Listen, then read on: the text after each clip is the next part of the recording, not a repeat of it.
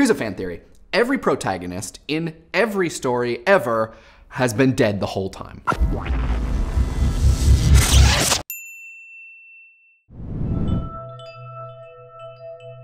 This episode of Idea Channel is brought to you by Dropbox.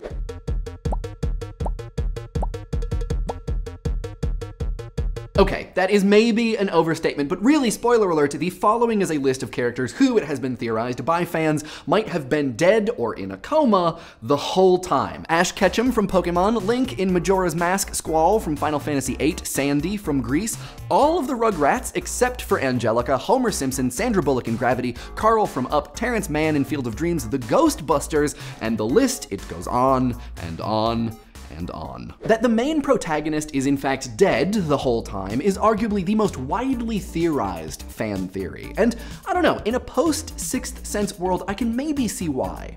The plot twist of The Sixth Sense was such an influential moment in a modern and connected world. In 1999, wide adoption of the internet was still novel and in progress. At that point, The Eternal September was only about 6 or so years old, and at least as far as my experience went, the possibility that some major piece of entertainment could be spoiled by strangers so easily was reasonably unprecedented. Sixth Sense's ending was my first piece of purely plot-related pop culture scuttlebutt.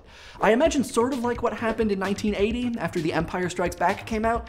Dude, did you see The Sixth Sense? Did you hear how it ends? Oh man, I know what happens, and the twist is nuts. Don't let anybody tell you. You gotta go see it right now.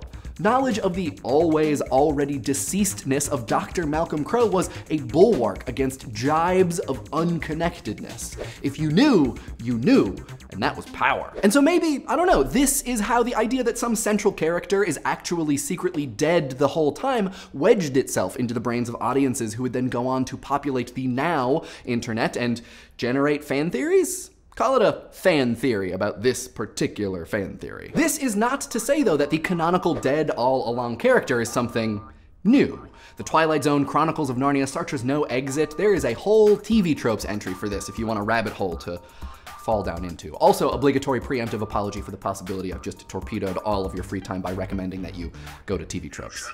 Sorry. What I am wondering is if fan speculation regarding dead from the start protagonists is particularly modern. Like, did Shakespeare deal with people being like, hey, so, Prospero, dead the whole time, right? It makes perfect sense because, and then they scratch a complicated infographic into the surface of whatever public house table they're sitting at?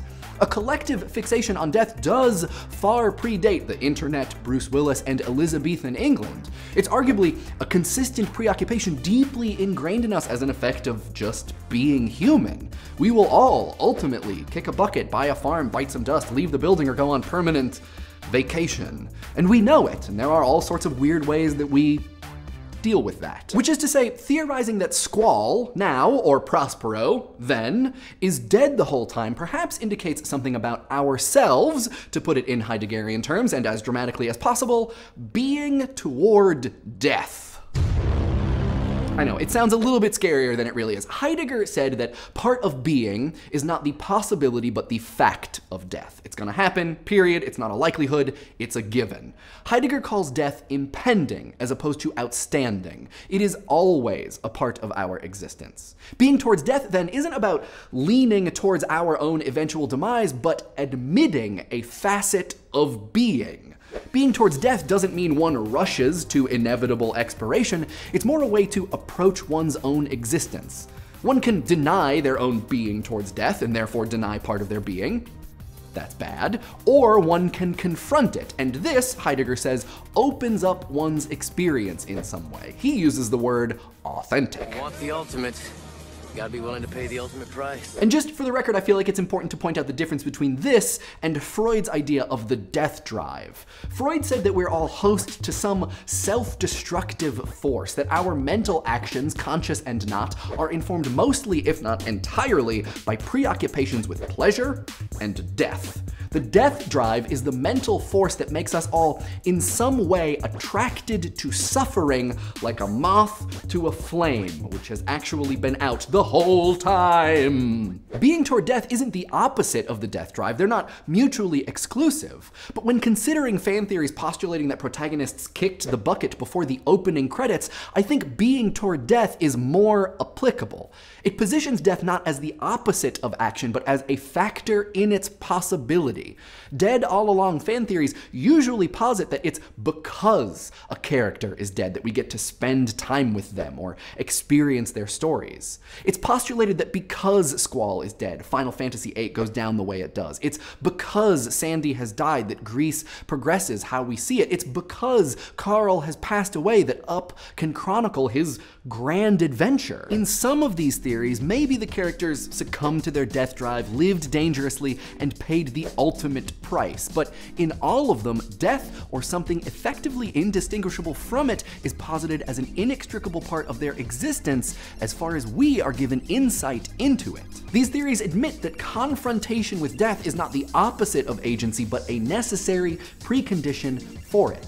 They provide us with a new way to look at media that we love, as any good fan theory might, but maybe they also habituate us to the idea that death doesn't stop great stories. It might make them possible. What do you guys think? What explains the preponderance or popularity of dead all along fan theories? And do you have a favorite? Let us know in the comments and I will respond to some of them in next week's comment response video. In this week's comment response video, we talk about how stormtroopers are not clones. We talk about your thoughts regarding why stormtroopers can't seem to fire their blaster rifles correctly. If you want to watch that, you can click right here or find a link in the doobly-doo. I had a rad time in Vienna. It was great getting to meet some Austrian Idea Channel fans, and if we didn't get a chance to say hey, maybe next time, already planning a return trip. I had such a great time. Vienna, so rad. This week's episode was brought to you by the hard work of these death drivers. We have a Facebook and IRC and a subreddit, links in the doobly-doo, and the tweet of the week comes from Spencer N. Wharton, who, as far as I can tell, is the first person of many to make sure that we are aware of the fan theory that Jar Jar Binks is, in fact, a powerful Sith Lord. Why didn't we know about this fan theory like 4 weeks ago? Now we know about it now, so that's good, some consolation. It's very good. And hey, in case you were curious, this episode of Idea Channel is sponsored by Dropbox. If you're designing, presenting, writing, or building, Dropbox makes it easy to work together on any file because, hey, if you can work with anyone, anywhere, any way you want, the world will surely be full of interesting things. Dropbox, all yours.